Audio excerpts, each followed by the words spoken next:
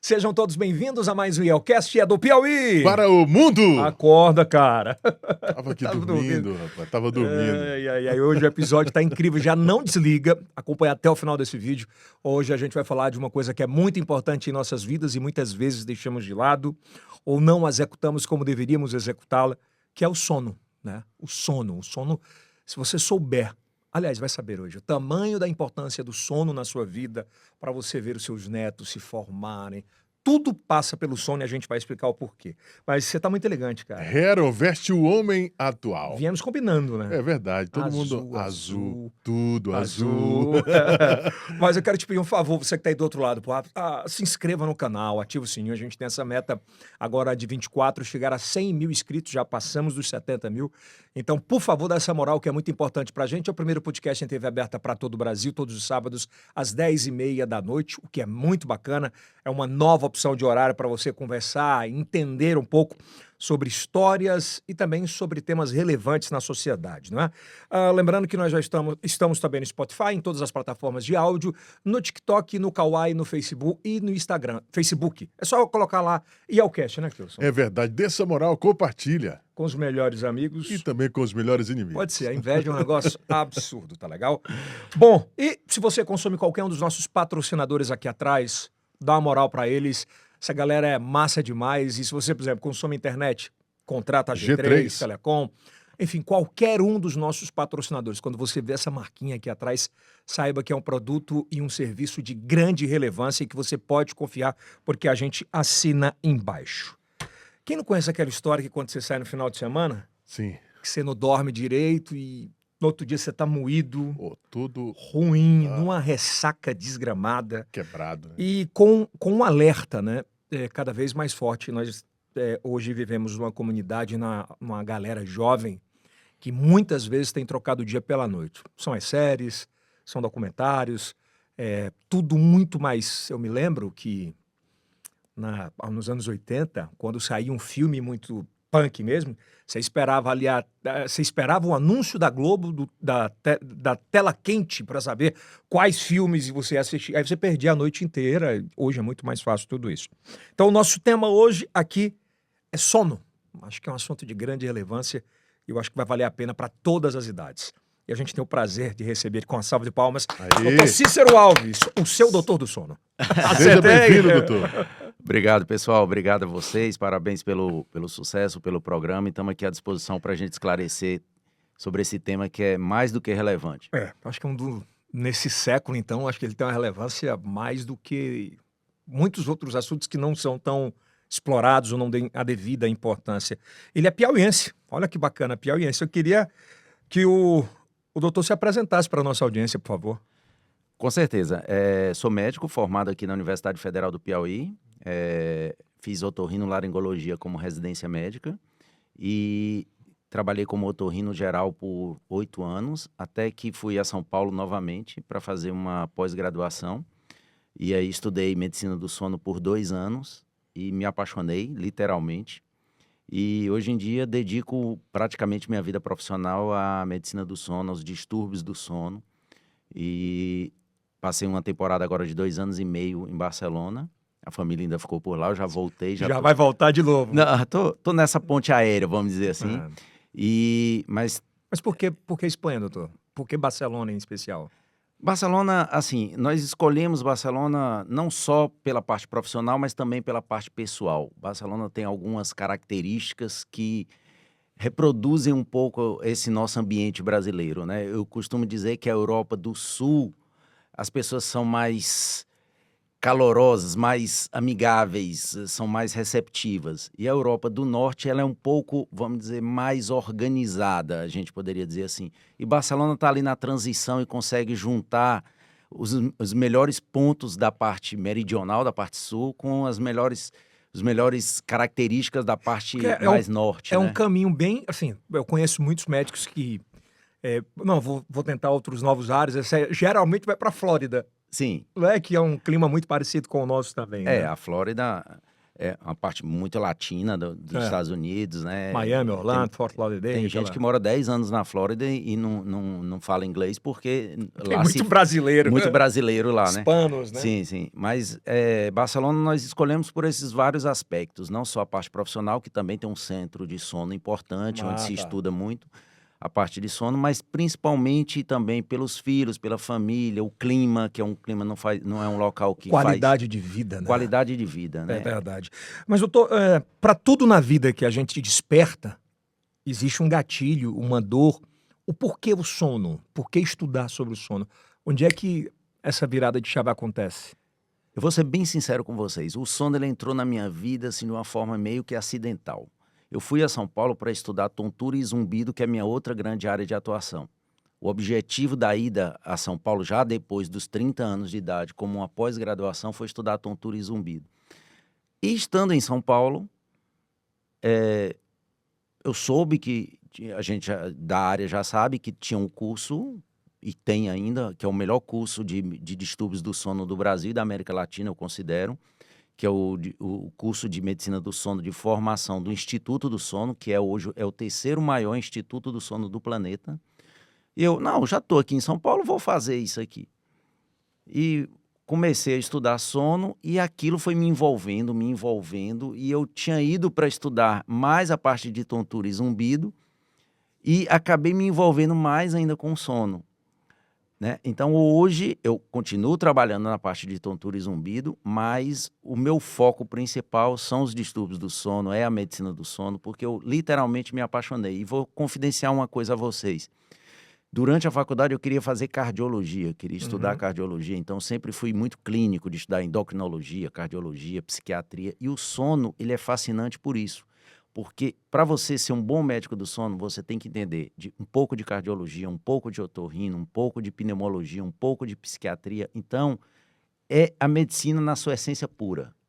Porque antigamente, há uns 20 anos, você tinha muito menos especialista e mais clínicos gerais. Isso. Não era? Era bem... Você tinha que saber uma amplitude muito grande sobre medicina, né? Principalmente interior. Exatamente. Não é? E é meio que o sono que tem que saber um pouco de tudo. Um pouco de tudo. Não tem como você ser médico do sono se você não sabe tratar uma depressão, se você não sabe abordar e diagnosticar um transtorno de ansiedade.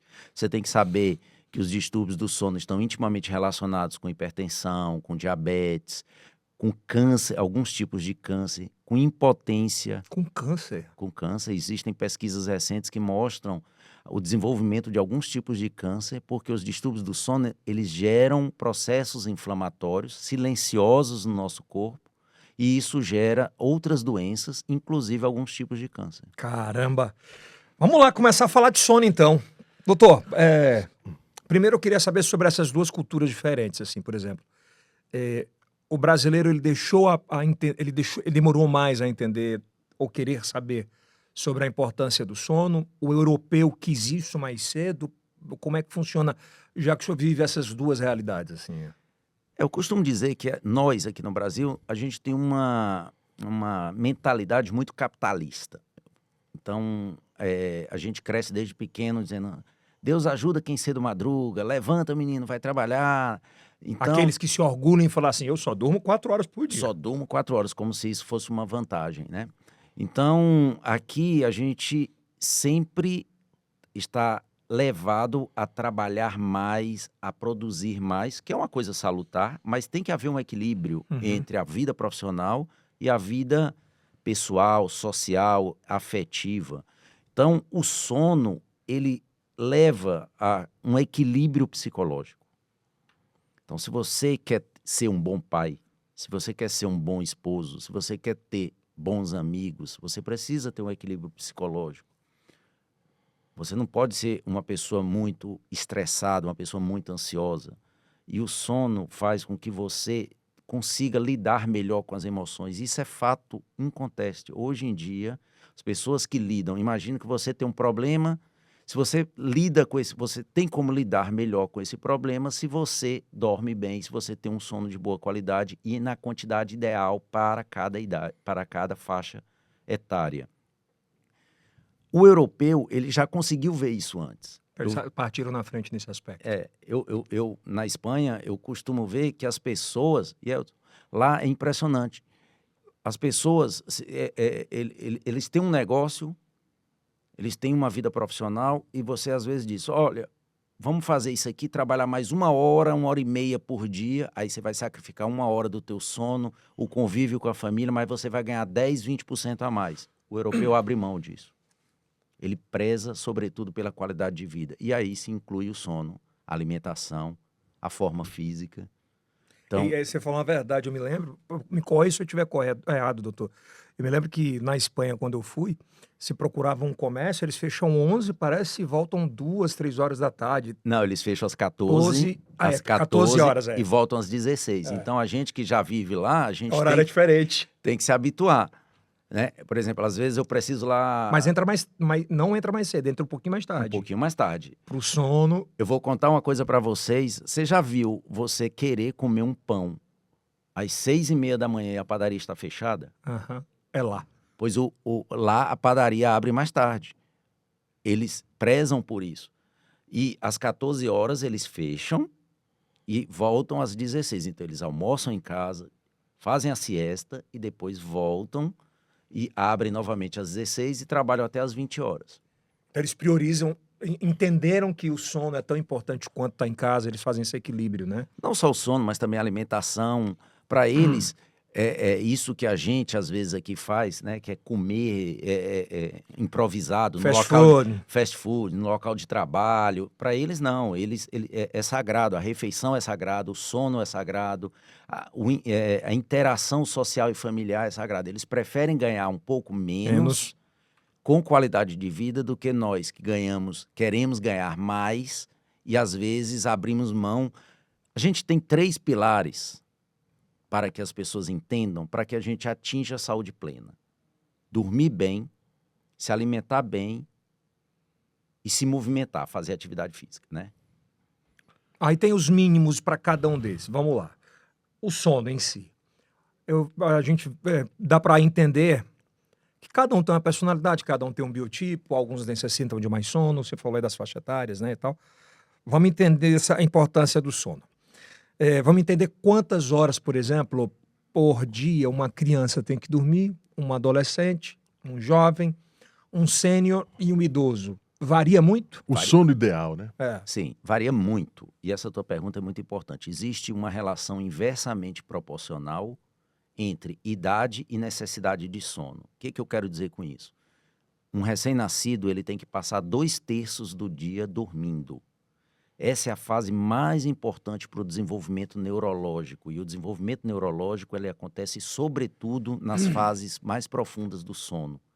Então, é importante para que o bebê faça as conexões cerebrais que a gente necessita durante essa fase inicial da sua vida. Então, é necessário que ele durma 2/3 do dia. Isso corresponde a 16 horas por dia. Eu tenho que dormir 16 horas. 16 Até que horas. Quantos meses? Isso eu falo no primeiro ano de vida. Primeiro ano, os 12 meses. Tá? Depois, o pré-escolar, a gente já aceita aí 13 horas por dia. O escolar, ali dos 4 aos 7 anos, já baixa para umas 12 horas. De tal forma que uma criança em torno de 10 anos de idade, 11 horas, 10 horas por dia. O adolescente, o que a gente recomenda é entre 8 a 10 horas por dia. Você conhece algum adolescente no Brasil que dorme 8 a 10 horas por dia? Não. Hoje não. Eu também não. E eu tenho um filho adolescente e é muito difícil, porque é uma luta diária da gente como pai, tentar restringir o uso das redes sociais, depois a gente vai comentar isso, para que eles consigam dormir mais cedo, para que consigam atingir essa necessidade de 8 a 10 horas. Ainda nessa fase aí de sono até esses 10, 12, quando você vê uma criança até o primeiro ano dormindo menos de 16 e assim sucessivamente, é algum sinal do corpo? Alguma doença? É para alertar? Em alguns casos, sim. Por exemplo, crianças do espectro autista são crianças que têm uma dificuldade para conciliar o sono. Mas na minha experiência pessoal, a maior causa de distúrbios do sono é comportamental. Principalmente nessa fase, né? Também. Hoje em dia, as crianças são super... A gente dormia com historinha, não era? O pai contando a historinha pra gente, a mãe contando. Hoje em dia, as crianças são expostas a telas muito cedo. Eu já vi mães que botam ali o filminho para o menino ficar assistindo, a criança, no berço ainda. Até dormir. Até dormir. E aquilo está bloqueando a melatonina, que é o hormônio do sono. Então, eu diria para vocês, sem a menor dúvida, que o maior distúrbio do sono no planeta é o excesso de exposição a telas. Em todas as idades. Em todas as idades. Desde bebezinho... Até os idosos. Eu, às vezes, me surpreendo com os idosos que hoje em dia também ficam ali com o dedinho passando no TikTok, passando nas outras redes sociais. Até porque assim, os idosos, geralmente, os filhos vão embora, fica só ele e a companheira, é um passatempo, né? O que antes era um jornal, um livro. Sim. Até para leitura, tela. Sim. E aí a gente tem que contextualizar quem nos está ouvindo que a gente tem um hormônio que chama melatonina, que muita gente chama de hormônio do sono, mas que o nome correto é hormônio da noite. A melatonina, ela sinaliza ao nosso corpo que está durante a noite. E nós, como somos animais diurnos, a noite foi feita para dormir. O rato, a coruja, são animais noturnos. Então, quando chega a melatonina para eles, que a melatonina é liberada à noite, sinaliza que eles têm que sair para buscar alimento. Nós, seres humanos, somos seres diurnos. Então, a noite foi feita para dormir. Então, quando chega a melatonina, sinaliza que está na hora de dormir. O que a gente faz? Qual que seria o mundo ideal? Se expor à luz durante o dia e, durante a noite, restringir a luz para que a gente consiga dormir. O que a gente faz, Guilherme? A gente acorda de manhã, entra num carro cheio de insufilme, salas fechadas, bota um óculos escuro para ficar mais bonitão, passa o dia todo num estúdio lindo como esse aqui, sem se expor à luz. Quando chega a noite, que é para se proteger da luz, a gente pega o celular e coloca aqui a 5, 10 centímetros do rosto e fica assistindo uma série. Então, isso... Tá tudo inverso. A gente está fazendo exatamente o inverso. Por isso que eu sempre oriento as pessoas de manhã, em vez de tomar o café da manhã lá na cozinha fechada, vai no jardim da tua casa, vai na varanda do apartamento, tá indo ao trabalho de manhã, baixa a janela do carro, evita o óculos escuro pelo menos nas primeiras horas da manhã, para que você se exponha à luz do sol, porque isso vai ajudar a liberação noturna da melatonina e você vai conseguir dormir mais facilmente à noite. Obviamente que há 15 anos atrás, você não tinha a melatonina produzida pelo homem. Sim. Né? Aquela época, como é que era tratada, se tem relatos sobre isso? E essa pulverização de melatonina hoje que existe no mundo, antes era mais concentrado nos Estados Unidos, o Brasil, que foi permitir algum tempo atrás só, né? Pouco tempo atrás, tinha as muambas que os caras traziam para vender a melatonina, 0,5, 1. Tem para criança líquida, cara. É um negócio louco, uma prateleira só daquilo. Como é que fazia antes e se é temeroso essa pulverização hoje? Esse é um tema que a gente tem que abordar até do ponto de vista de responsabilidade. Tem muita gente usando melatonina como remédio para dormir. Tem gente que chega ao cúmulo de amanhã eu tenho um compromisso às 7 horas da manhã, vou tomar melatonina 10h30 para dormir. No outro dia a pessoa vai para um jantar e chega aqui às 2 horas da manhã e diz, vou tomar agora a melatonina para dormir. Eu quero que as pessoas abram bem as orelhas para escutar isso. A melatonina não é um remédio para dormir. A melatonina é um regulador de relógio biológico. O que quer dizer isso? Todos nós temos um sistema que acelera o corpo durante o dia para que a gente seja produtivo, para que a gente trabalhe bem, e um sistema que desacelera o corpo à noite para a gente conseguir dormir. Ninguém conseguiria dormir com o cérebro a 200 por hora e o corpo funcionando a 200 por hora. Isso a gente chama de ritmo circadiano. Cada pessoa tem o seu. Tem gente que às 10 horas da noite já está com o corpo pronto para dormir, tem gente que só à meia-noite. A melatonina é quem sinaliza essa desaceleração do corpo e prepara o nosso corpo para dormir. Então, o objetivo dela é regular esse relógio biológico. Quando que a gente usa a melatonina exógena, essa que a gente compra na farmácia, no supermercado, nos Estados Unidos. Manipula. Manipula. Quando eu tenho um relógio biológico que não se adequa à minha vida social e profissional. O doutor jurava que era que acabava, não tinha mais melatonina no corpo da gente, ou diminuía.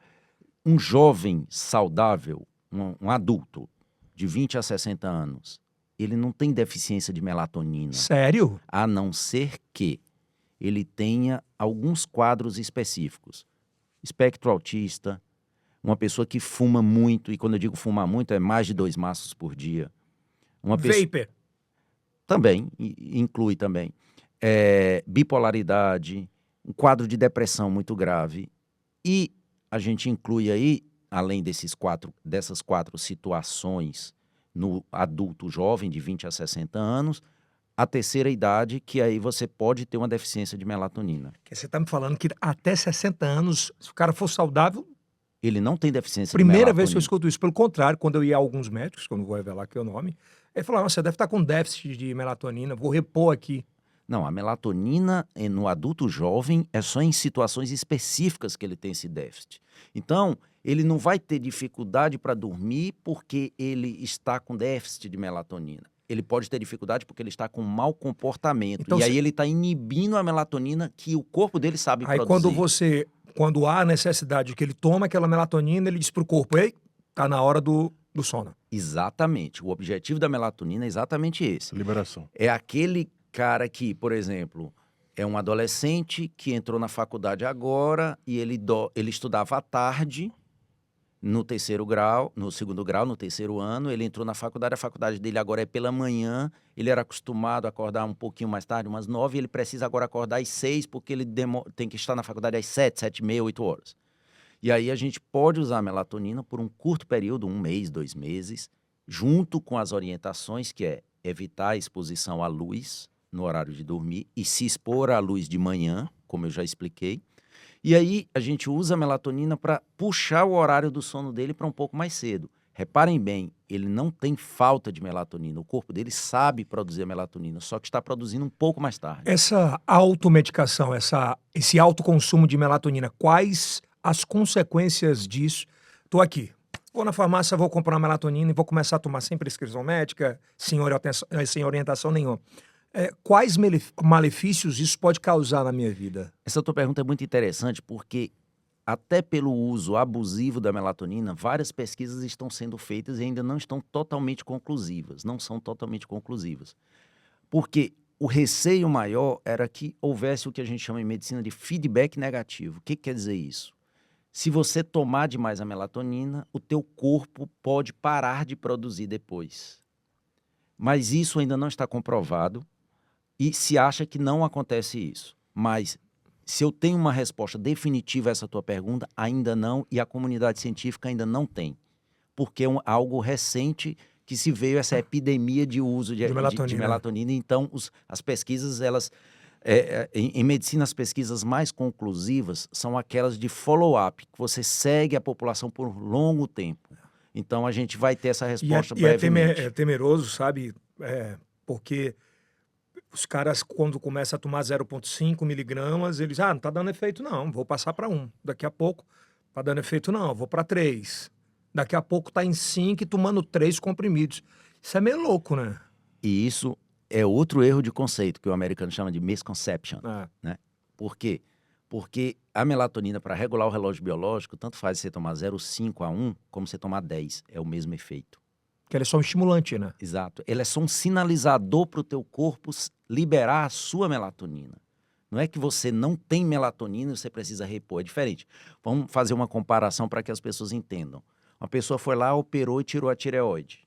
A tireoide é uma glândula que fica aqui na região do pescoço que produz um hormônio. O que acontece? Essa pessoa não vai mais produzir aquele hormônio. Ela precisa repor aquele hormônio. Então ela vai tomar aquele hormônio para o resto da vida. Melatonina não. 98, 99% dos adultos jovens produzem a melatonina normalmente. Não precisa ficar usando a melatonina, gastando dinheiro à toa, usando a melatonina que vem exógena, que vem com corante, que vem com outras substâncias, que aquilo faz mal para a saúde. É apenas na grande maioria, uma simples orientação de hábitos já resolve o problema. E, algumas vezes, uma suplementação de curto período, 1 mês, 2 meses, já resolve. Doutor Cícero, com relação àquelas pessoas que sofreram algum tipo de trauma, seja acidente, a perda de um parente, e que passam um período de 1 ou 2 ou até mais sem dormir direito, qual o tratamento, quais as consequências disso? 2 dias, 2 meses. Ou chega até a ser 1 ano, 2 1 ano, anos? sim. Aí a gente está falando de insônia. A insônia já é outra coisa. O que é a insônia? É a dificuldade para iniciar ou manter o sono, mesmo quando você tem oportunidade para isso. É o cara que não consegue dormir bem num sábado, na beira do mar, tranquilo, e ele não consegue. Aí tem que ser investigado a causa dessa insônia. Primeira lição do dia: insônia é um sintoma, na grande maioria dos casos. E o que isso quer dizer? Que tem uma doença, algo por trás que não está deixando ele dormir. Nesse caso pontual que você perguntou, Kilson, provavelmente uma insônia psicofisiológica, né? Ele está com um transtorno de ansiedade, com um quadro depressivo, com um transtorno de estresse pós-traumático, que é muito comum, o cara foi assaltado, né? E aí a gente tem que abordar esse quadro psiquiátrico que ele tem, tratar essa causa e, a curto prazo, eu posso usar uma medicação para dormir. Por quê? Porque o tratamento da depressão, do transtorno do estresse pós-traumático, do transtorno de ansiedade, é um tratamento que vai surtir resultado a longo prazo. Não vai ser com 10 dias, 15 dias. Isso vai demorar alguns meses, 2 meses, 3 meses, para que ele comece a sentir a melhora disso. Eu posso lançar mão de uma medicação para dormir por 2, 3 meses até que a causa seja combatida. O erro é que as pessoas não procuram assistência médica, começam a se automedicar. Exatamente, fazer uso de uma medicação sem orientação e chegam depois ao consultório com 2, 3, 4, 5 anos, 10 anos tomando uma medicação. Rivotril e pra lá. Todos, né? E sem abordar a causa. E aí elas dizem, eu estou dependente do remédio. Em algumas vezes sim, mas outras vezes não é que ela está dependente do remédio. É porque a causa do problema não foi combatida. E aí ela só está dormindo sob efeito de medicação. E aí eu vou pedir licença para vocês para mais uma vez fazer uma comparação para que o leigo entenda. Imagine uma criança com febre porque está cheio de pus na garganta. Para baixar a febre, você dá Novalgina de 6 em 6 horas. Ela não vai ter febre, mas ela precisa tomar Novalgina todo o tempo. O que acontece? Se eu trato a causa do problema, eu resolvo e eu não vou mais precisar da Novalgina. É a mesma coisa com o remédio para dormir. Se eu trato a causa do problema, que no caso que você citou, pode ser um transtorno de estresse pós-traumático, qualquer dos distúrbios psiquiátricos, eu consigo tratar a insônia dele.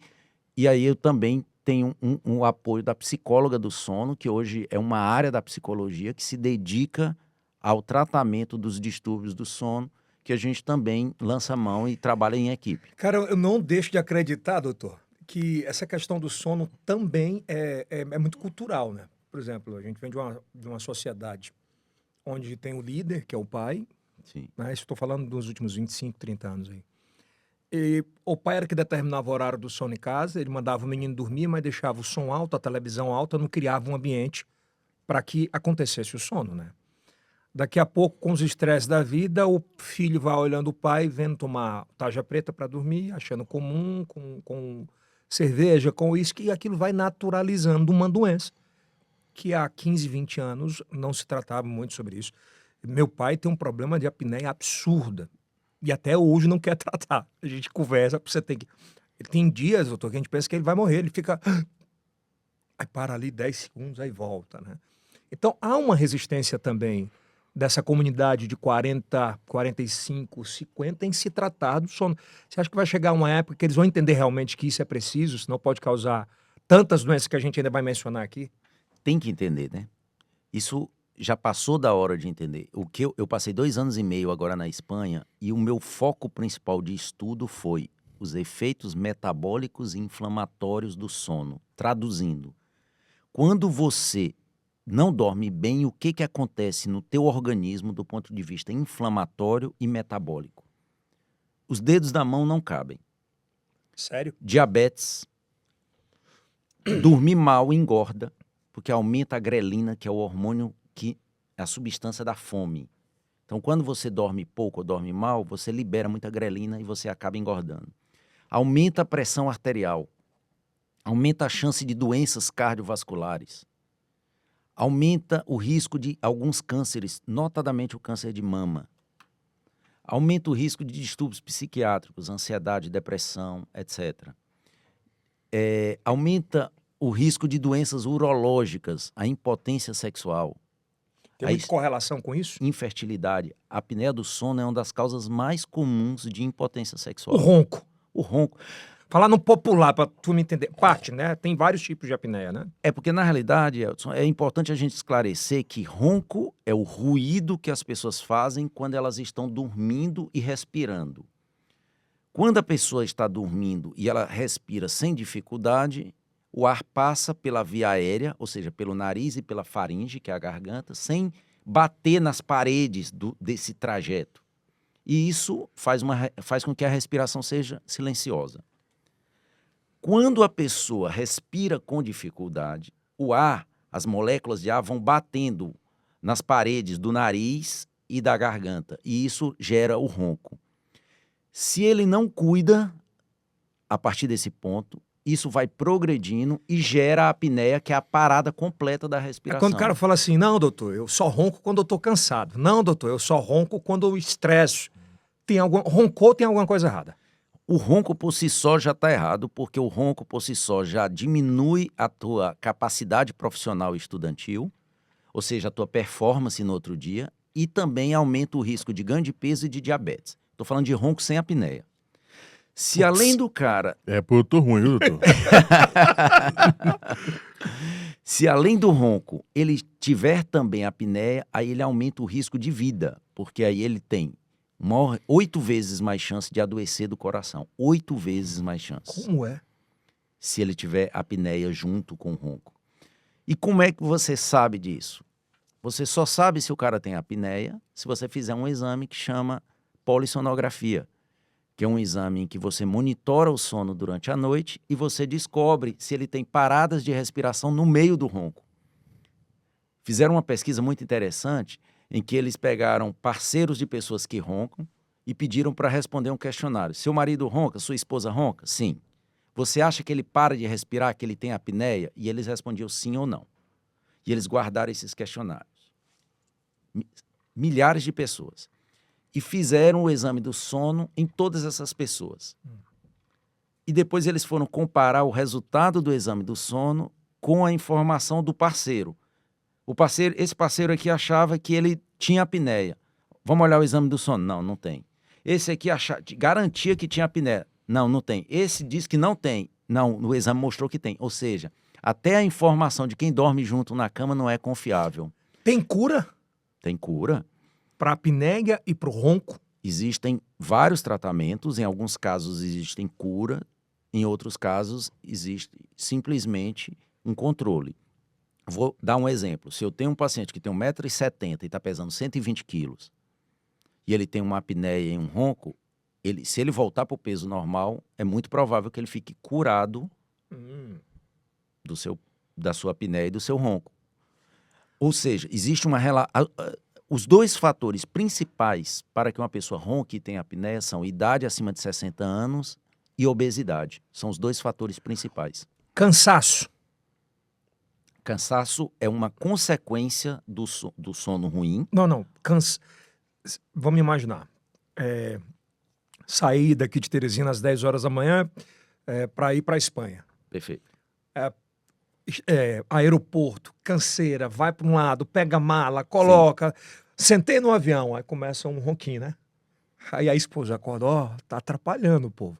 Esse ronco específico que eu tô falando, pode ser de um cansaço, pode ser de um formato que você não descansou o suficiente de alguma forma. Pode ter uma correlação com isso? Agora eu entendi sua pergunta. Você está me perguntando se quando você está mais cansado, Isso. você tende a roncar mais. Pronto, entendi. Sim, a resposta é sim. Por quê? Porque quando você está mais cansado e você entra no sono, o teu corpo te empurra logo para umas fases mais profundas do sono. É como se ele dissesse, olha, ele está precisando muito dormir, vamos aproveitar, otimizar o tempo. Então vamos empurrar logo para as fases mais profundas. E nesses casos há um maior relaxamento muscular também. E quando você relaxa mais a musculatura, como o ronco ele é relacionado com a flacidez da musculatura do pescoço, da musculatura da faringe, então quando você relaxa mais a musculatura, você ronca mais. Por isso que quando a gente toma aquela famosa cervejinha, Sim, a o gente cara vai do. Era justamente isso que eu ia perguntar. Depois, se o cara toma um, tá embriagado, que vai dormir. É aquela uma situação. roncadeira. Meu amigo, eu vou te Tá contar vendo, uma amor, coisa. como é cansaço. é cansaço. O álcool, ele é um ótimo relaxante muscular, Tá aí. né? Por isso que quando você bebe, você ronca mais. Por quê? Porque a musculatura do teu corpo toda está relaxada, inclusive a musculatura da faringe. Tá vendo que isso é saudável, cara. Tá Só certo. quando tu só ronca quando toma um, pô. Quando eu tomo um, eu durmo que Doutor, ronco. quais são as fases do sono? Porque a gente escuta muito assim. Aqui a gente tem um costume em casa, eu e minha esposa e minha filha. Quando a gente acorda, a gente se faz a pergunta: dormiu bem? Como é que foi a noite? Parece que é automático, né? E tem dia que eu respondo: putz, irmão, eu apaguei. Porque geralmente no meio da noite você acorda pra ir urinar. Eu tenho uma parada horrível. Se eu acordar pra ir urinar, eu não consigo mais dormir. A cabeça faz e aí pronto, aí já não consigo. Quais são as fases do sono?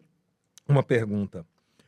2, até que hora, a quantas horas antes de tentar relaxar para dormir você pode comer? E o que comer, acho que é importante.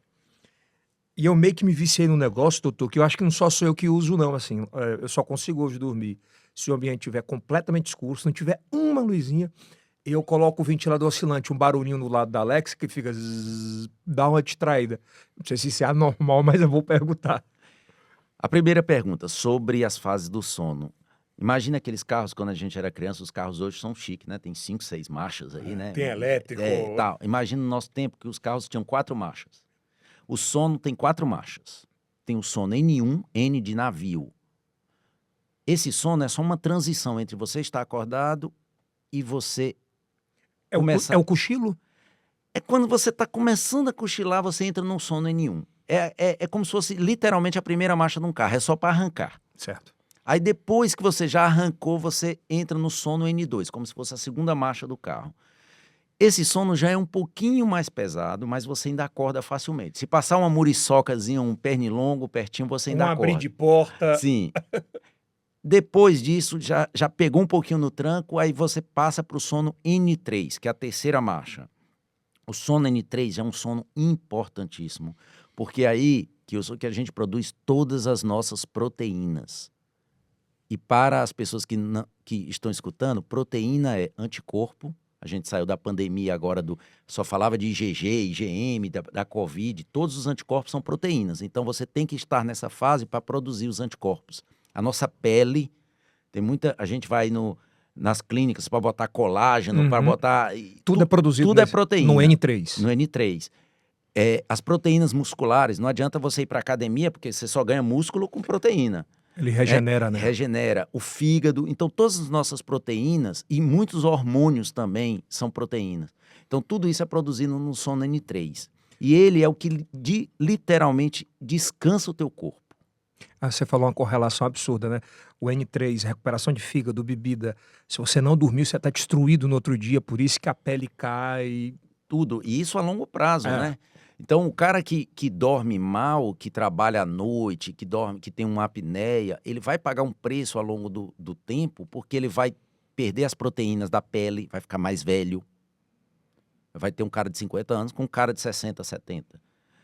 O cara vai ter atrofia muscular, ele vai ter um fígado mais suscetível a doenças e ele vai ter menos imunidade, ele vai adoecer mais. Por quê? Porque os anticorpos, que são as proteínas de defesa, também são proteínas. E, literalmente, ele dá aquela sensação de que você acordou no outro dia descansado. Ele descansa o corpo. E, finalmente, você entra na quarta marcha, que é o famoso sono REM. REM é Esse é o sono, né? Esse é o sono dos sonhos. Nessa fase, o nosso corpo está com a paralisia muscular praticamente completa. E o cérebro está funcionando como se nós estivéssemos acordados assistindo uma aula. É mesmo. Se você fizer um exame funcional, um exame de imagem funcional, você vê o cérebro de uma pessoa acordada e vê o cérebro de uma pessoa durante o sono REM, eles são praticamente idênticos. Por quê? Porque nessa fase você está processando todas as informações que aconteceram no teu dia a dia. E isso é importante para o teu aprendizado, para a consolidação da memória. E como você exercita o teu cérebro, isso ao longo de 5, 10, 20, 30, 40 anos, você está fazendo a musculação do teu É cérebro. por isso que às vezes você acorda ali 4 horas da manhã com ideia do nada e põe no papel. Pode acontecer isso. E o que é importante que as pessoas entendam é que você, fazendo essa atividade cerebral, você tendo esse sono de boa qualidade, você está exercitando o teu cérebro e evitando Alzheimer lá na terceira idade. Porque se não Olha dormir aí. bem, vai acontecer, né? Por quê? Pode falar, porque eu só vou traçar uma linha para você explicar e falar a questão do Alzheimer. Vamos imaginar, sei lá, 70% da população brasileira dorme às 10 Sim. horas da noite. Começa a preparar 9h30 ali para as 10 hibernar, né? Dormir. Vamos fazer N1, N2, N3 e sono REM nessa escala de tempo. Até que horas? Perfeito. Na realidade, o que acontece? A gente entra no sono N1, que é a primeira marcha do carro. Começou 10 horas. Vamos 10 lá. horas, O cara vamos. começou a dormir 10. 10 horas, pronto. Ele entrou no N1, ele passa aí poucos minutos, 3, 5 minutos. E aí ele já entra no N2. Depois, e aí ele passa... O N2 é o sono percentualmente que a gente tem em maior quantidade na noite. E aí depois a gente entra num... Vamos dizer que ele fica aí alguns minutos... Vamos lá, 10h10 ele entra no N2. N2, aí vai aí até umas 11 horas, aí ele entra no N3 às 11 horas, passa aí, sei lá, 30 minutos no N3, e aí depois ele entra no sono REM e passa mais 30 minutos. Aí você diz, poxa, mas ele começou às 10, deu aí 1 hora de N1 N2 e mais 1 hora de sono REM com N3, meia-noite. Isso completa um ciclo do sono. E aí ele reinicia o mesmo processo 4 a 6 vezes durante a noite. N1, N2, N2, N3 É mesmo? e REM. Eu achava que o sono REM ficava... Não, então, o que acontece? Geralmente a gente tem 4 a 6 sequências dessas, de N1, N2, N3, REM. E aí reinicia. Isso acontece de 4 a 6 vezes durante a noite.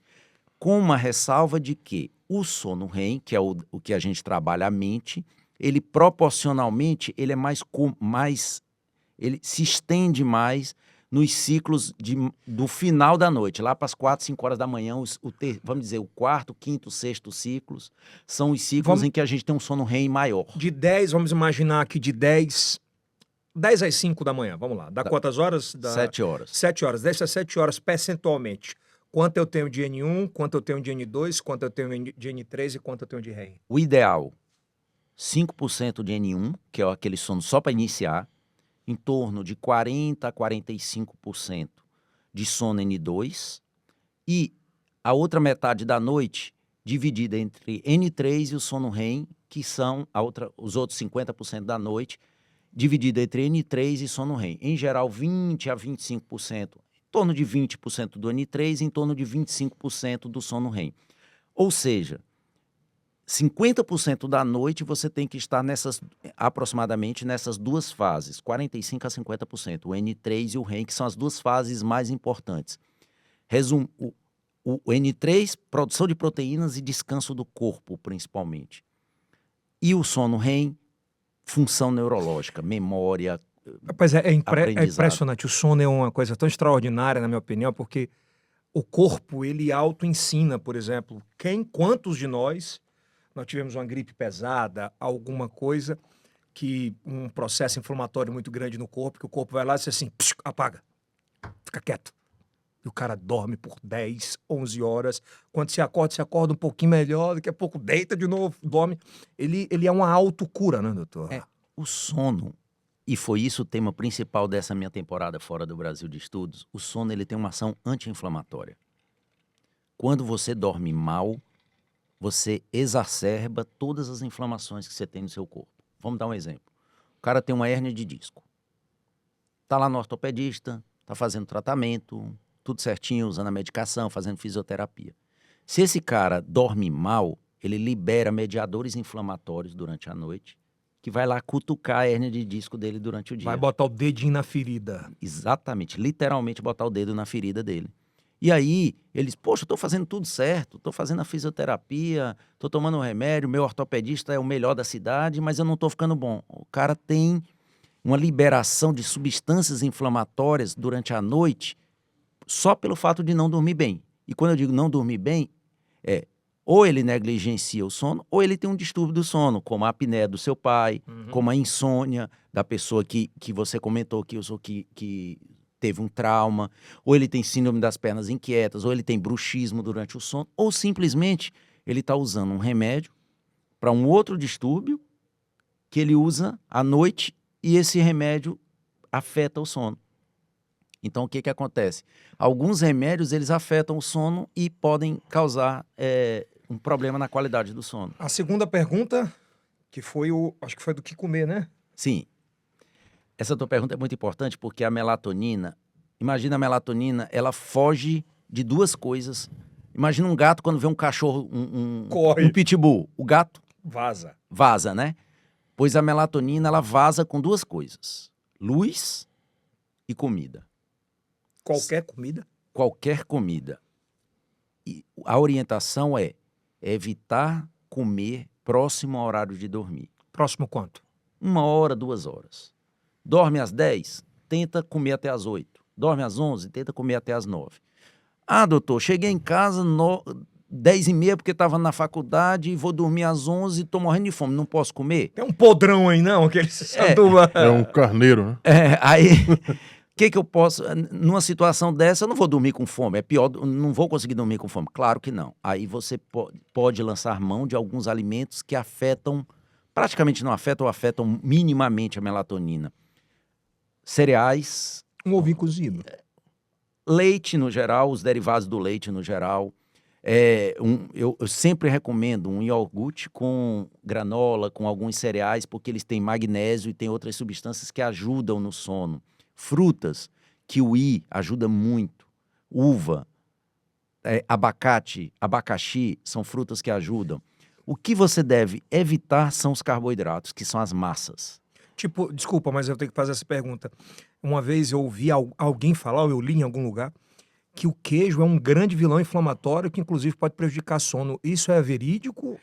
O queijo como produto lácteo, pelo fato de vir do leite, não. Mas, dependendo, alguns tipos de queijo... Aquele queijo que é o coalho, o que é feito, o que a gente encontra nas esquinas que vende. Não, se a pessoa não tiver uma deficiência lactose, não tiver assim nada que Então seja é contraindicado. achismo quando fala, ó, vai inflamar tudo, você não vai conseguir dormir direito, a longo prazo é muito ruim. Não, a princípio não.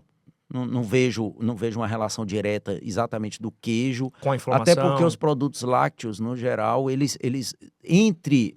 repito, o ideal é evitar a alimentação próxima à hora de dormir. Mas se houver essa necessidade, os produtos lácteos estão entre os que menos afetam. Quando você fala, desculpa, só rapidinho. E até só complementando, até porque eles são fontes importantes de cálcio, e o cálcio é importantíssimo para o sono. Estou em casa, cheguei em casa agora, qual é o tamanho do prejuízo de 2 pedaços de pizza ou um podrão antes de dormir para o sono? Então, aí os carboidratos, esses são os maiores vilões do sono. Carboidrato, para o público leigo, é massa. Tudo que é massa que usa. Então, pão, beiju, uma pizza, tudo que é massa. Hambúrguer, McDonald's. Tu sabe, quando a gente sai para jantar, a gente também não precisa ficar paranoico. Eu vou sair para jantar, não vou comer porque eu vou dormir. Não, também não é assim. Mas os frutos do mar são a melhor opção de jantar se você vai jantar tarde da noite, muito próximo à hora de dormir. Entre as fontes de proteína, carne, frango e frutos do mar, os frutos do mar, notadamente o salmão, são o tipo de alimento que mais combinam com mais sono. combina com sono. O peixinho, Kilson. Aquele peixinho é gostoso, hein? Doutor, a minha filha é estudante, 16 anos, e a mãe dela, minha esposa, encontrou uma saída que foi ir no YouTube e colocar música para dormir. E eu tive vendo que a música para dormir ela é a música mais acessada no YouTube. São os sonzinhos, né? Tipo De barulho água. de chuva. Sim. É isso que eu tava falando, é o ventilador oscilante, é esse sonzinho que é... É importante? Olha, e Tem aí alguma coisa na literatura sobre isso? uma das principais causas de distúrbios do sono é o pensamento acelerado. Os psiquiatras odeiam esse termo. Síndrome do pensamento acelerado. Se você falar isso na frente de um psiquiatra, sai correndo que eles vão te bater. Mas todos os dias no meu consultório eu recebo pacientes que dizem: doutor, eu não consigo desligar minha cabeça na hora de dormir. O pensamento fica acelerado, eu fico pensando em outras coisas todas. E aí vem uma música, algum som que possa relaxar um pouquinho a tua mente e desviar um pouquinho a tua mente desse pensamento acelerado. O que eu sugiro? Se ajuda, baixa o volume, sem colocar a tela, ou seja, vira a tela para o outro lado. Vira a Alexa pro chão. Né, para o outro lado, para não ter a exposição luminosa. Mas um barulhinho de uma chuva, um barulhinho, um tipo de som neutro. Não vai botar um heavy metal para dormir, né? Mas um som que seja mais tranquilo e que relaxe um pouquinho e que faça a pessoa desviar a mente dos pensamentos intrusivos, aqueles pensamentos que a pessoa não consegue relaxar. Esse aqui é o que eu uso, ó. É esse aqui, ó. Baixinho, né? É, fica do lado da cama o tempo inteiro. É um negócio extraordinário. Você apaga rápido. Não faz mal, né? Não faz mal. É porque para quem tem sono leve, qualquer abertura de porta... Se isso te desvia os teus pensamentos intrusivos, aquela coisa que você não consegue se liberar daquele pensamento à noite, não existe um dia da minha vida que eu não receba pacientes no consultório com essa queixa. Eu resolvo um problema aqui, me diga bem como é que resolve isso. Dormir até 3 horas, 2h30 da manhã. Bexiga cheia, vou ao banheiro. Quando eu volto, cadê que dorme mais? A cabeça fica... Então, aí... Já tem um compromisso amanhã, não, tem que fazer isso, pô, tem esse negócio para executar. Aí parece que o sono... Então, aí é que esse pensamento, esse pensamento intrusivo que não sai. Existem várias técnicas. Você pode fazer meditação, você pode fazer mindfulness, você pode simplesmente colocar uma música dessa que te relaxa no volume baixinho. Se fechar o olho e esquecer um pouco, dá para dormir? Meditação ajuda muito. E existe uma técnica que chama terapia cognitivo-comportamental, que é chamado, em termos leigos, psicologia do sono, que é feito com a psicóloga do sono. Existem já profissionais habilitadas no nosso país para isso, em que ela ensina você a desligar o cérebro com técnicas para que você, quando acordar ou quando for dormir, se tiver esse problema, você consiga conciliar o teu sono. Dela aí. Por exemplo, doutor, o pesadelo. O pesadelo tem alguma coisa a ver com o sono? O pesadelo? Tem. O pesadelo é uma parassonia. O cara querendo pegar a gente brigando. Aquela confusão. Cara, e são danada. reais, né? Assim, é um negócio... Não Acorda, é que eu sou... Acorda cansado. Acorda como que eu... Cansado, eu peguei esse cara, né, rapaz? Então, o que é o pesadelo? O pesadelo é uma parassonia. Parassonia é um termo técnico que a gente utiliza para descrever qualquer comportamento anormal durante o sono. Tudo que é anormal que você esteja fazendo durante o sono, a gente chama de parassonia. Por exemplo, sonambulismo é uma parassonia. Caminhar dormindo, que é o sonambulismo, é uma parassonia. Tem gente que acha que isso é mentira, né? Não, tem vários pacientes. Sonilóquio. Sonilóquio é falar dormindo, também é uma parassonia. Terror noturno, acho que vocês têm filhos, né? Meus filhos agora já são adolescentes, mas na fase menor é comum ter terror noturno. Até 30% das crianças podem ter. É uma parassonia. O terror noturno o que é? Terror noturno é quando crianças pequenas acordam chorando desesperadamente, em geral de olhos abertos, mas elas estão dormindo. E elas acordam como se tivessem visto um fantasma e estão dormindo. Isso acontece em até 30% das crianças saudáveis. Em geral, é algo que passa com o tempo, mas se estiver atrapalhando muito o desenvolvimento da criança ou o sono dos pais, a gente trata. É tratável. É tratável. E o pesadelo também é uma parassonia. O que é o pesadelo? É um conteúdo nocivo, é um sonho de conteúdo agressivo, de conteúdo maléfico, que você tem algumas vezes repetitiva e que tem que ser investigada a causa. Pode ser efeito de medicamento, pode ser por apneia do sono, pode ser por síndrome das Tem, pernas inquietas. tem correlação com a realidade? Algumas vezes sim.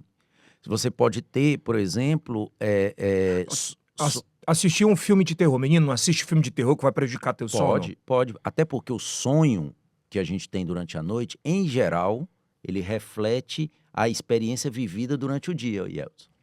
Então, em geral, tem relação com a experiência Isso vivida. é científico, né? Isso. E algumas vezes, esse sonho, ele vem com uma mensagem abstrata que a gente não consegue correlacionar totalmente.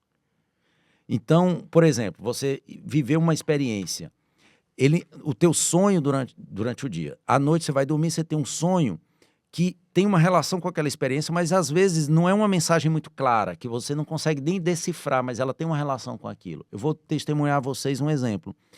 Há um tempo atrás, eu tinha um sonho que era muito repetitivo. E era assustador, porque eu sonhava que um avião decolando e de uma hora para outra o avião caía e explodia.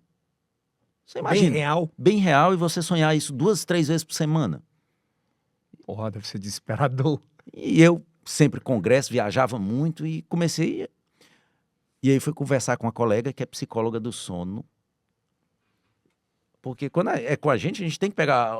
apesar de trabalhar com isso, e a gente descobriu uma mensagem e conversando com ela, a gente conseguiu chegar a uma conclusão do que estava por trás daquela mensagem.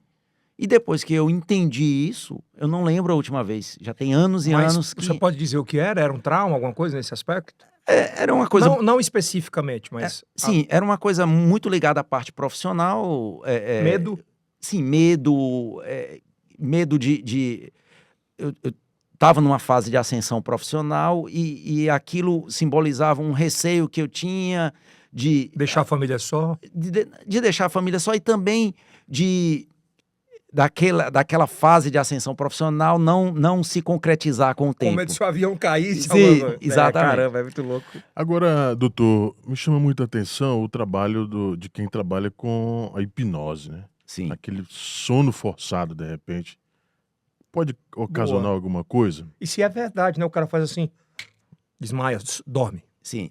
A hipnose é uma coisa que está altamente estudada hoje em dia. Não tem, assim, cientificamente nenhum malefício a longo prazo.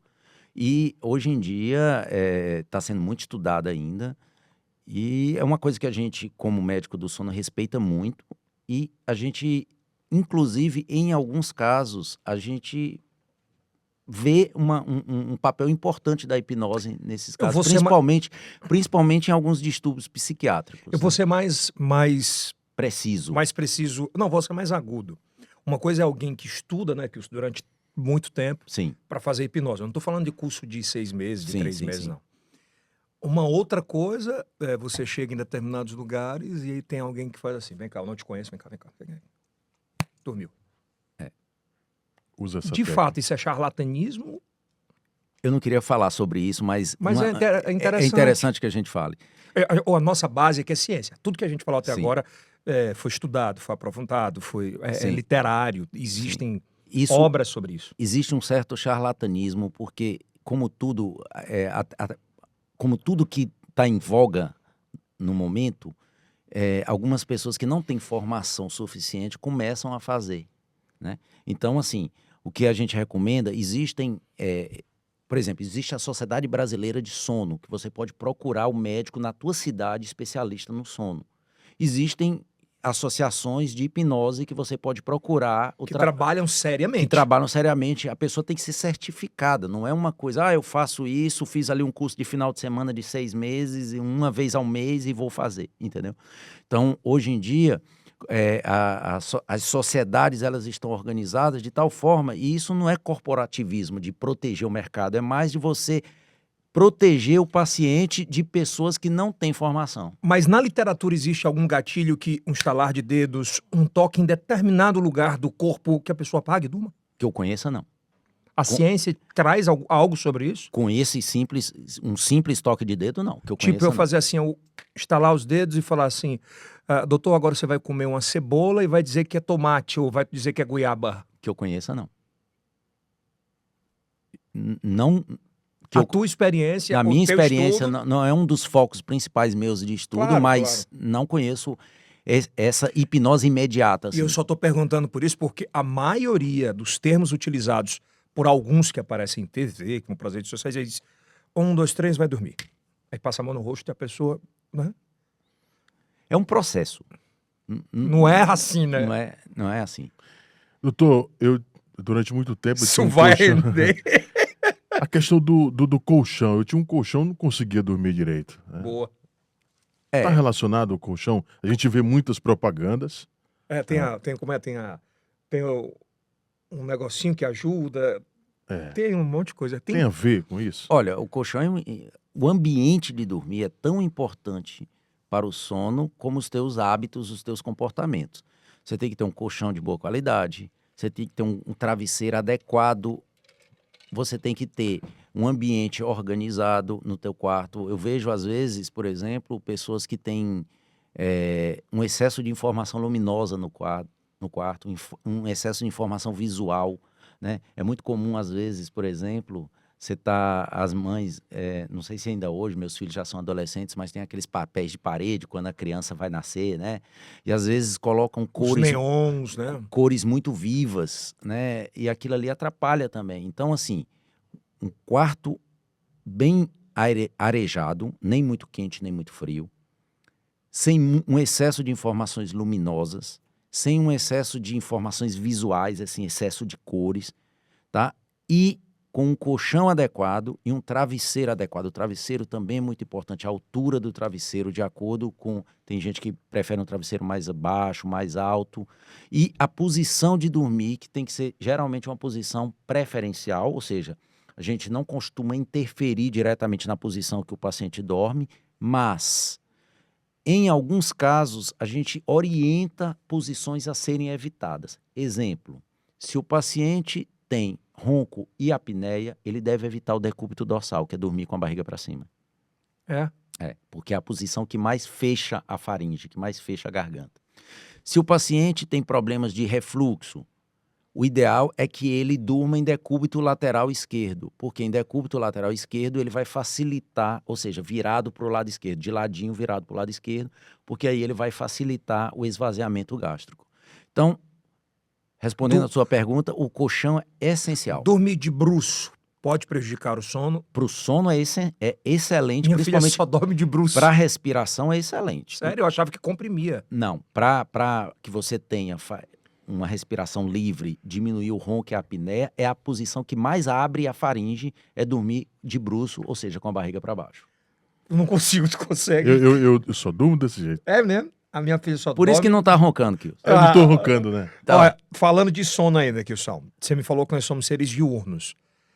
E aí, por que quando a gente vai pra praia que bate o sol na cabeça, naquela claridade, o cara dorme na areia da praia? Então, a gente tem duas substâncias que regulam o nosso sono. Uma é a melatonina, que a gente já comentou exaustivamente aqui. A outra é a adenosina. A adenosina é uma substância que a gente produz quando a gente faz muitas atividades no nosso dia a dia. Então, por exemplo, se você acordou às 6 horas da manhã, foi para academia, deixou o menino na escola, foi trabalhar, assistiu uma aula, trabalhou, fez tudo isso, você está juntando adenosina no seu corpo. Quando chega, o teu corpo está cheio de adenosina e escureceu, você libera a melatonina também, as duas se dão as mãos e você dorme. Isso não quer dizer que você não consiga dormir de dia, até na praia, às vezes a gente cochila, eu já cochilei na praia também. Solzão aqui, você Né? dorme. Então, No bar, né? Tem gente que dorme no bar, né? Então, quando você está pegando sol, fazendo todas essas atividades, você pode produzir mais adenosina e dependendo do teu ritmo de sono nos dias anteriores, você consegue dormir mesmo sem a melatonina noturna. O sono do meio-dia, o sono pós-almoço, o soninho da tarde, que entre os nordestinos é muito, muito, muito comum, né? Sim. Comeu, dormiu, deitou na rede, Dormiu. aí dorme. Ele pode prejudicar o sono noturno? Excelente pergunta. O cochilo por 30 a 40 minutos no máximo, ele é muito salutar, porque ele melhora comprovadamente o rendimento profissional à tarde. Então, já existem empresas que estão investindo A nisso, Apple né, faz isso, ela tem a área lá de tem a sono. área lá. Por quê? Porque comprovadamente melhora a atenção, concentração, a performance no geral no período da O tarde. time ideal é de 30 a 40? No máximo. E 2 horas? Não. Não, aí, Exatamente. aí ferrou. Exatamente por isso, Yeltsin. Yeltsin e Kilson. Por quê? Porque eu preciso da adenosina para dormir à noite. E eu só produzo a adenosina quando eu estou acordado durante o dia. Então, imagina que você tem um balde de água e aquele balde de água está pingando, está enchendo de adenosina ali, como se fosse a água. Se você acordou 6 horas da manhã, quando dá 10 horas da noite o balde está cheio, você vai dormir. Se você cochila 2, 3 horas durante o dia, essas 2, 3 horas você não acumulou adenosina e, portanto, você chega à noite com o balde na metade só e você vai ter dificuldade para dormir. Por isso que o ideal é ter um cochilo de 30 a 40 minutos. Outra coisa, nós comentamos agora que a Apple tem essa salinha lá para os Quem funcionários. quiser dar uma cochilada, né? Agora, se você dorme mais do que 30 a 40 minutos, lembra das fases do sono, N1, N2, N3 e REM? Você entra no sono profundo, principalmente no N3, e no sono N3, o que acontece? O teu cérebro, ele diminui muito a atividade. Quando você acorda, o que acontece? O teu cérebro ele vai ter que retomar o status de concentração, de atenção. Então você, em vez de melhorar a tua atividade profissional à tarde, faz é piorar. Te deixa meio preguiçosão, né? Perfeitamente. Então o ideal são 30 minutos, porque aí você fica naquelas fases do sono em que você não anestesia completamente. Já acordei aqui. Já acordei, já pega no ritmo A turbina. rapidamente. Turbina. 2 perguntas, acho que a gente fecha isso e eu quero mais episódios, se eu passar por aqui, por gentileza. Qual é o tamanho do prejuízo, o quanto ele é prejudicial, o alarme do celular? Historicamente, se for olhar natural, você vai acordando quando o seu corpo entende que tem que acordar. Sim. Mas uma coisa, o alarme é 4 horas da manhã, pam, pam, pam. O que é que isso prejudica? Ponto. E qual é o tamanho do prejudicial da frase? Cara, eu tô trocando o dia pela noite. Perfeito. Vamos por alarme primeiro. Sem dúvida nenhuma que o ideal seria acordar espontaneamente. Quando você tem um alarme, e eu vou dizer porque eu uso também, eu não consigo acordar sozinho. Eu já tinha perdido muitos empregos. Eu preciso também. Então, Apesar que o relógio biológico, às vezes eu acordo bem antes do que o alarme. eu até por questões, eu não sei se no meu caso é mais uma segurança com medo, né? De não- Isso pode. Vamos raciocinar o seguinte: o cara tem um trabalho no outro dia. Se ele é um pouco ansioso e ele não tem o alarme, ele vai ficar. Isso pode atrapalhar o sono dele durante Com a medo de noite. não acordar. Vai ficar acordando várias vezes, tá? Então isso já vai gerar um prejuízo para ele. Se ele tiver certeza absoluta de que ele vai conseguir acordar sem o alarme, seria o ideal. Por quê? O alarme ele dá uma disparada de uma vez e quando ele dispara, ele libera uma substância que chama adrenalina e noradrenalina, que é uma substância, é a substância do estresse, é uma das substâncias, por exemplo, quando você toma um susto. O coração Tá. chega e dispara, né? Uma vez ali na noite, se você fizer essa pesquisa 30, 50 anos seguidos, eu não sei se isso por si só teria um impacto cardiovascular. Isso é maléfico, né? Se seria maléfico. Eu diria que acordar naturalmente é muito mais fisiológico, mas entre ficar na ansiedade de perder o horário e ficar checando o relógio várias vezes durante o dia, que vai atrapalhar o teu sono muito mais do que um malefício de uma disparada aí de manhã e você poder dormir continuamente mais relaxado, eu acho que o alarme, os males são os menores Não tem problema, em né? relação a isso. Respondendo a tua pergunta sobre... Eu troco o dia pela noite. isso é extremamente prejudicial. Eles fizeram uma pesquisa, em que eles estudaram profissionais que trabalham durante o dia e profissionais que trabalham durante a noite. Trocar o dia pela noite faz com que você, ao longo do tempo, se torne obeso, diabético, colesterol alto e hipertenso. Mesmo que eu crie ambientes para isso, mesmo que você crie Tipo, ambientes. se eu sou um vigilante, se eu trabalho numa compensação de banco, na madrugada, bom, eu vou criar um ambiente. Então, eu vou dormir às minhas 7 horas, quando eu sair do emprego, num ambiente todo escuro e tal. O sono noturno, ele traz um equilíbrio dos hormônios para a gente. O sono diurno, ele consegue repor alguns equilíbrios, mas não todos. Principalmente a insulina, que é o hormônio do diabetes, que quando acontece um problema, a pessoa vira diabetes.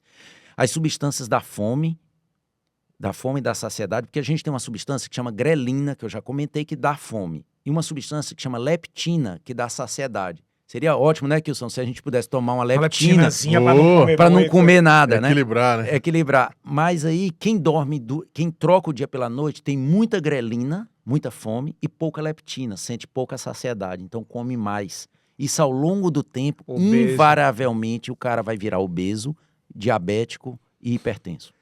Álcool e cigarro com relação com o sono, a relação com o sono. O álcool é uma coisa que é algo que as pessoas têm uma falsa ilusão de que ele ajuda. Ah, eu tô estressado, vou tomar ali duas cervejinhas ali, uma dosezinha de uísque Pra dormir, né? e vou dormir bem. O álcool, ele é um relaxante. Quando você tá estressado, você toma um chopinho, você relaxa, você até dá uma... vê o problema com outros olhos, não é verdade? É verdade. Mas... Contudo, entretanto, ele bloqueia as fases mais profundas do sono, aquelas que nós comentamos, o N3 e principalmente o REM. Então, ele faz com que você tenha um sono De pedra, sem passar pelos processos. e você acorda, porque você tem um sono superficial, você acorda no outro dia cansado. Várias vezes, Yeltsin, a gente foi para uma festa, chegou 3 da manhã, e dormiu, no outro dia era feriado, até 1 hora da tarde. Isso dá quantas horas de sono? Muito sono. Dá 10 horas de 10 sono. 10 horas? Muito mais do que a gente dorme durante a semana. Muito mais. Mas você acorda com a sensação de ressaca. Por quê? Cansado, né? Porque você passou a noite num sono superficial. N1, N2. É aquela marcha. É como se você viajasse daqui pra praia. Só de primeira e segunda. Primeira e porra. segunda. Você tá forçando o carro. E aí é a mesma coisa. Então o álcool, ele dá essa falsa ilusão. Você dorme mais rápido, porque ele te relaxa, mas é um sono de má qualidade. Para sono, o que é pior, tarja preta ou álcool? Os dois são igualmente maléficos, e porque os dois evitam as fases profundas do sono. Esses dois evitam, né? Agora, o álcool, a não ser que seja um alcoólatra, a pessoa não bebe todo dia. E o tarja preta, a pessoa que toma todo dia. E tem gente que toma 20, 30 anos. E essa pessoa, se tem uma coisa em medicina do sono que está comprovada, é que isso aumenta significativamente o risco de doença de Alzheimer na terceira idade. Com quantos anos? A doença de Alzheimer é uma doença que tem uma tendência genética. Claro.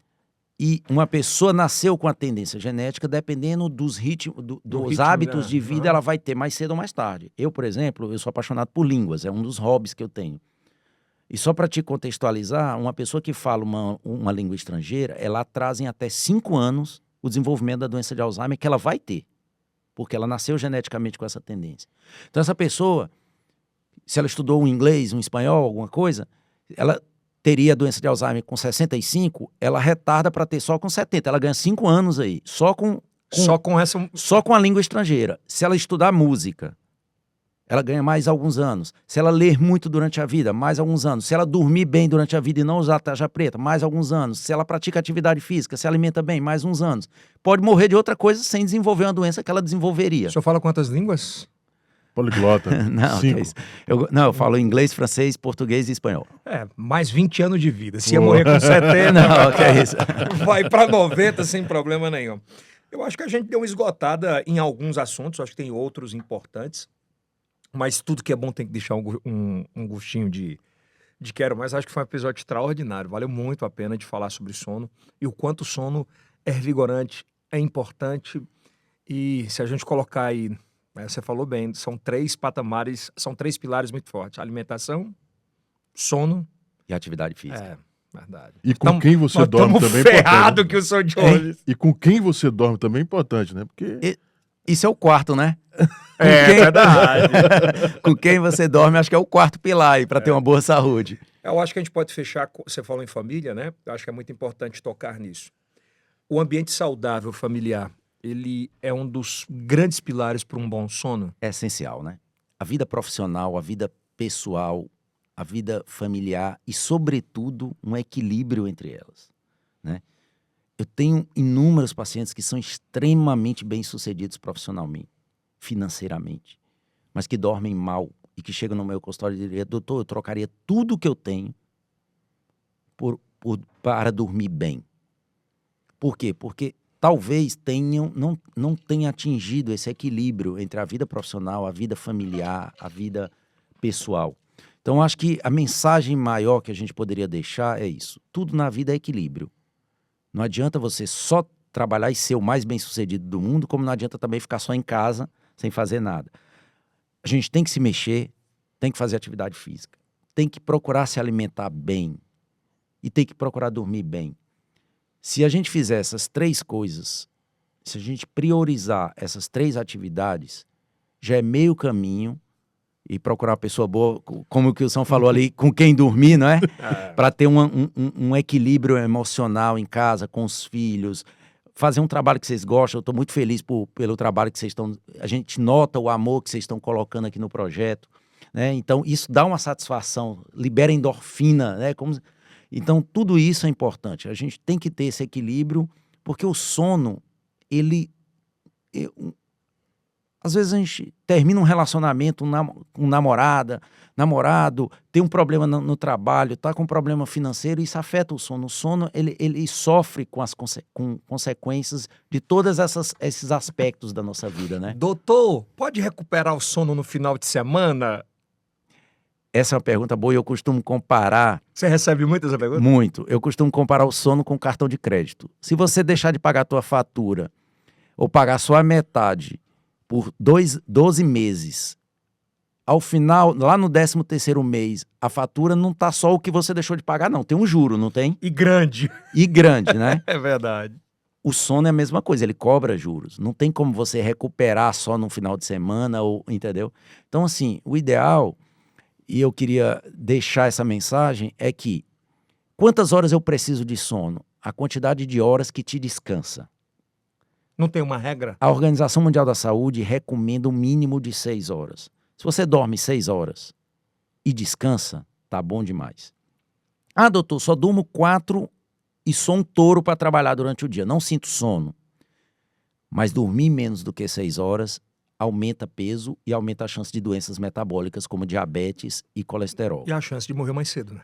Perfeitamente. Então, assim, 6 horas, o dia tem 24 horas. Se você tirar pelo menos 25%, 6 horas, e dormir bem essas 6 horas, você vai ter um controle de peso, um controle de pressão, um controle psicológico, emocional. Você vai lidar com problemas, com seus problemas, de uma forma muito mais assertiva do que se você não priorizar o seu sono. Então foi dormir 10, 11, 12, 1, 2... Seria até as 4 aí, se você dormir às 10, né? Isso é o mínimo. Então, até 5, 7 tá lindo. Ótimo. Se você consegue dormir 7 horas, entre 20 e 64 anos de idade, que é a maior parte da população, de 7 a 9 horas é o recomendável. Ah, é de 7 a 9. De 7 a 9, entre 20 e E 64. quando tem over? Quando o cara consegue passar lá 10 horas dormindo? A partir de um certo tempo, o sono a mais também gera processo inflamatório. Então o cara já começa a ter queda no rendimento também. Porque tem muita meninada que faz isso. Né? Então, assim, uma vez, no final de semana, saiu pra balada, não, tudo bem, mas de Todo uso... dia não, Todo né? dia não. 6 horas. Vai dormir ali 10, dorme até 5. Tá tudo E tudo certo. certo, né? E o interessante, né? Acho que a gente não perguntou, mas eu vou perguntar rapidinho pra gente encerrar. Que horas eu isolo o telefone e tablet pra dormir? O ideal, 2 horas antes de dormir. Se eu for dormir 10, 8 eu já não pego. 8. Faço o quê? O que eu faço para acalmar minha cabeça? A gente tem algumas opções. Primeira opção. Gosta de ler? Compra um foco de luz, com uma luz amarela, mais assim, que não seja muito branca, e coloca atrás da cabeça. Um foco atrás da cabeça, iluminando as páginas do livro. Ah, não gosto de ler. Tenho que assistir alguma coisa. Procura uma televisão, um cômodo na tua casa. que esteja longe de você. Uma coisa é você assistir Aqui, um filme desses que estão no Oscar aí, Oppenheimer, qualquer um desses aí, com uma tela a 5 centímetros da tua face. Outra coisa é você assistir com uma televisão que está ali a 4 metros, 5 metros de distância. 2 metros não? 2 metros sim, Vamos mas botar 3 metros. 3 metros, tá? Vai inibir a melatonina? Vai, mas vai inibir percentualmente Menor, bem muito menor. menos do que Boa. numa tela, né? Então, assim, a leitura, vamos tentar resgatar a leitura, leitura, né? é. Então, assim, esse foco de luz é uma dica fantástica. Ou, como foi perguntado aí, uma musicazinha, ambiente, você pode botar nessas plataformas de podcast, você nem precisa deixar a tela ligada, né? Você virou no Você Spotify, virou você vai no ouvindo Spotify, e você vai... vai escutando, vai relaxando. Conversar com a esposa, conversar com os filhos, é outra coisa que você pode fazer. Cara, extraordinário, viu, doutor? Obrigado mais uma vez. Agora eu vou dormir bem, viu? Eu vou melhorar o dormir bem, sono. melhorar. Pelo menos melhorar, né? Acho que é interessante isso.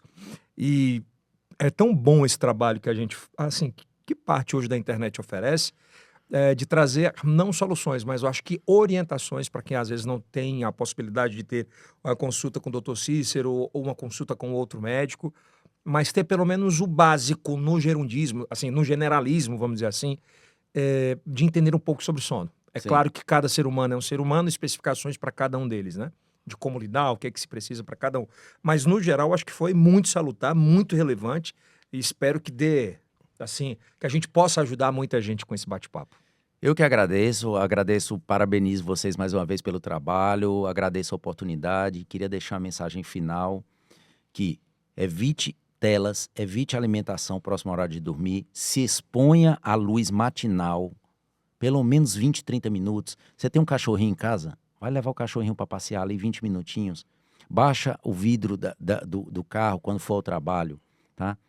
Gerencia melhor as tuas ansiedades para acalmar esse teu pensamento próximo ao horário de dormir. Meditação, mindfulness, yoga, né? Se é muito ansioso, procura a ajuda de uma psicóloga. Faz atividade física, procura se alimentar e tenta, na medida do possível, manter horários regulares de dormir. O sono, a nossa cabeça, o nosso cérebro precisa saber qual é o horário que a gente quer dormir. Não adianta um dia dormir às 10, outro dia às 2 da manhã. Isso não quer dizer que você não possa ir para balada no sábado. Todo mundo vai uma vez na semana. Viagem acontece muito jet lag, né? Sim, ele se adapta. O que não pode é no dia a dia, um dia às 10, outro dia às 2 da manhã, no dia às 4, não. O corpo tenta, na medida do possível, priorizar o sono noturno. Nós somos seres diurnos, nascemos para dormir durante a noite. Tente, se você inverte o teu ritmo e dorme durante o dia, você vai pagar um preço por isso. E no Brasil, a gente já tem muitos profissionais que possam te ajudar na tua cidade. E o preço não é barato, tenho certeza absoluta disso. O cachorro é mais inteligente do que a gente. A Meg aqui passa o dia no ar-condicionado, quando daqui a pouco ela tá no sol, pegando um solzinho. É verdade. O instinto animal, né? Sim. Como é que pode, né? A gente fica lá um pouquinho, depois volta, depois vai, é um negócio sério. Né? Doutor, obrigado. Eles é que estão certos. Eles estão certos. Obrigado, doutor. Seja bem-vindo mais uma vez, tá bom? Obrigado, Kilson. Ok. Doutor Cícero, um abraço. Um abraço. Acorda, Kilson. Acorda, rapaz. Isso aí é o cast. Por favor, aproveita e maratona o próximo episódio aqui, que é muito importante. Isso aí é o cast do Piauí. Para o mundo. Até a próxima.